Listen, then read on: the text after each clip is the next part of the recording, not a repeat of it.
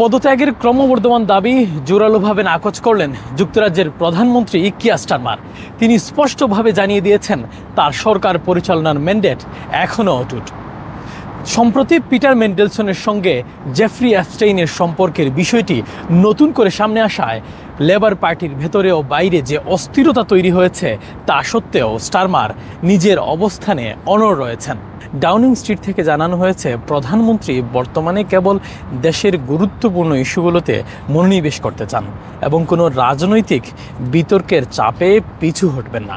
এ রাজনৈতিক সংকটের মুখে মন্ত্রিসভার জ্যেষ্ঠ সদস্যরা স্টারমারের প্রতি পূর্ণ সমর্থন ব্যক্ত করেছেন।